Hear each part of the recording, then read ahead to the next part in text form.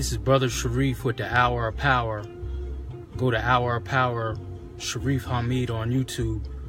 Subscribe and share the channel so we can continue to lift the mind, body, and soul of our people. Once again,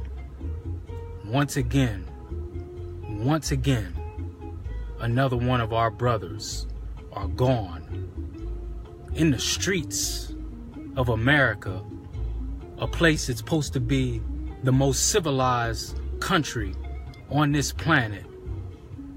But by the events, not just the last couple days, but by the last 400 or 500 years, you think we were in some damn war zone somewhere, dropping like flies by the hands of the men in blue. Remember when we were in school and the men in blue used to come to your school and said the friends in blue are friends of you or some nonsense?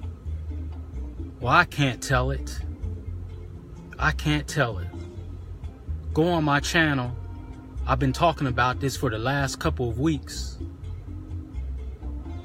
Shareef Hamid on Hour of Power, Shareef Hamid on YouTube. And I've been talking about the violence, the unjustified murders of black men, women, and children. This ain't no game. It's wartime. Whether you want to admit it or not, this could be your son, your daughter, your niece, your nephew. Before I get into this quick topic, last night I did a message entitled "The History of How Black People Are Labeled Crazy and Insane, Part 2. And it's directly related to what I'm briefly going to speak on tonight. Because when people who are in charge have a preconceived idea about you, it's going to change the way they deal with you. So I talked about the history of how we've been given the label crazy and insane, and how they have redefined mental illnesses to fit us, to justify putting us in mental institutions. That's what we talked about last night. I talked about how they switched around and redefined schizophrenia. Schizophrenia is like a Greek word that means the splitting of the mind. That came here in 1915 and was mostly affected by stay-at-home white mothers. But they would give them a little 10 milligram pill called Serapacil, and after a little counseling and therapy, they were rendered into a clean, cooperative, and communicative citizen. But then when black people started fighting back in the 50s and 60s during the civil rights era, they redefined schizophrenia and said it now was an assaultive and belligerent disease. And if black men and black people took on Islamic and African names and start listening to people like Elijah Muhammad and Malcolm X, now they needed medication and treatment. So they redefined the disease, the mental illness, to justify putting us in mental institutions. Look it up. You can find it in a book called Schizophrenia, how they made it a black disease, by Jonathan Metzl, a leading psychiatrist that's still alive. Schizophrenia, how it became a black disease, by Jonathan Metzl. These people think we're crazy, which justifies the police brutality. See, it's all connected. It's all connected. When they roll up on you, they already think you're crazy and out of control. In Brooklyn, New York, yesterday, a man who in his community was known to be mentally ill was supposedly carrying a metal pipe. Not a gun, not an AK-47, like some of these demons have been carrying, taking out whole schools and shooting innocent children, and they walk away unscathed. he had a metal pipe, and they said he was supposedly pointing it, but it wasn't a weapon. He gets shot 10 times, 34 years old. His name is Saheed Vassell, or Vassell. Excuse me if I'm pronouncing the brother's name wrong, but his first name is Saheed. 34 years old in Brooklyn, New York. Shot 10 times. They said the same old line they used, they thought he had a weapon. Now he's dead. And it took you 10 shots to subdue him? Where's these rubber bullets that you guys have? And the pepper spray? And it was at least 4 or 5 officers, some of them ununiformed. And y'all couldn't subdue this brother who the community said was mentally ill? To the listening audience, I am a therapist. Almost every county, and the bigger the city, the more they have it. Almost every county, and I want you to look this up, they have what you call a mobile crisis team or a mobile therapist. I'm a mobile therapist. I just don't sit in an office and give therapy and counseling to people. I go to schools, community centers, and in people's homes.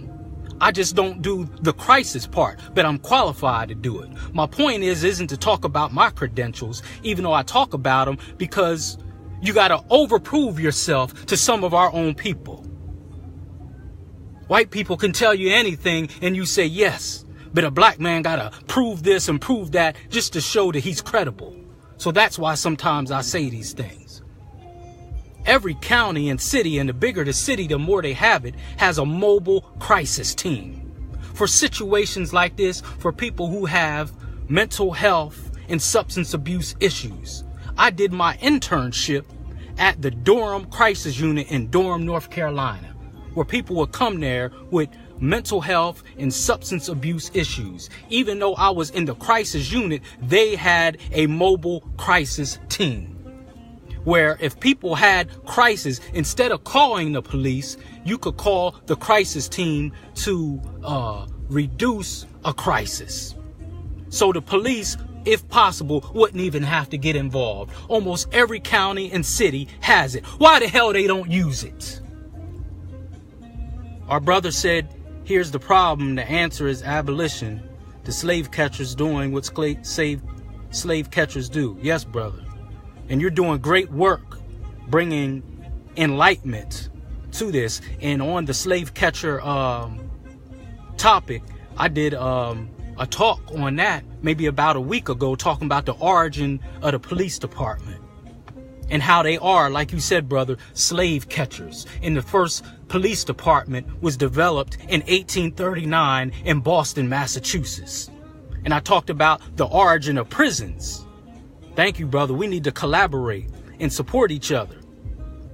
The police department was developed in Boston, Massachusetts in 1839. Slave catchers. That's what they used to do. And even before that, they were called night watchers. Do you know in 1690 in South Carolina, at first they were night watchers and night watchmen there in South Carolina, and you could be a volunteer to catch runaway slaves. Then in 1690 they came out with a law saying the white citizens in South Carolina, you had to participate in catching slaves, and if you didn't, you could get heavily fined or sent to prison. Yes, they made them do it. You can look it up. It's called the legislation there in South Carolina. They made it a law saying the citizens of South Carolina, the white citizens, if you didn't help with not being a night watchman and a slave catcher, you could be fined. You had to do it. So this is the history of the police department. We shouldn't be surprised why we have such a volatile and tumultuous relationship with the police department, because of our origin and the foundation of it. Why would we be surprised? Sisters, if you get with a man and he's been volatile from the beginning, why would you be surprised that he's slapping you around and throwing you down a flight of steps? Look at the origin of your relationship with him. Why would we be surprised? Our brother said that's where we are now. The prisons for profit and incentives to arrest people on BS charges. Yes, exactly, brother. Prisons, private prisons, having contracts with the state over occupancy. Meaning, if a state don't have 85, 90% occupancy with a prison, the private prisons can sue the state. It's going on right now and hardly no one knows about it, except maybe our brother who's well versed on this. I'm going to say it again. Private prisons having contracts, and if they don't keep a certain occupancy level, meaning the state, the private prisons can sue them for not having a certain occupancy level. So they want you locked up. They gotta keep crime going. This is the relationship. This brother who is obviously mentally ill, talking about in Brooklyn, New York yesterday, his name is Saheed Vassell, or Vassell. I hope I'm not saying his name wrong. He walking up and down the street supposedly with a metal pipe. Where is the mobile crisis team? No rubber bullets, no tear gas. It took 4 or 5 policemen. You had to shoot him 10 times to supposedly subdue. You couldn't shoot him in the leg if you were so threatened. Shot the brother in Sacramento 20 times over supposed vandalism. Supposed. You can replace a window. You can replace a car. You can replace anything material on this earth, but you can't replace anyone's life. Oh, but I forgot. You don't look at us as human beings, as evidence in some of your own files, some of your own writings, and even in some of your own psychiatry documents. Go look up Dr.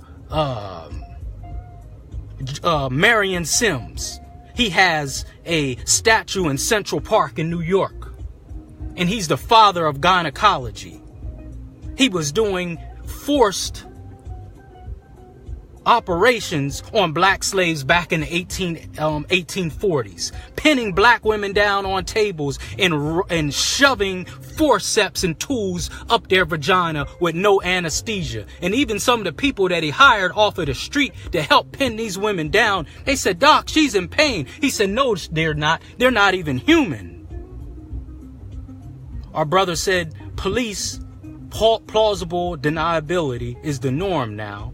In the line of sand it has been drawn. They don't give a F about mentally ill blacks. This is much known. It's also known the very origins. Yes. Thank you, brother. And we support you, brother. They don't even consider us to be human. Oh, that happened back in the 1840s and 50s. It's still the same thing. We're just dealing with the slave master's children. And until we understand their past mentality, we're not going to understand or even be willing to accept their present man. It's the same people.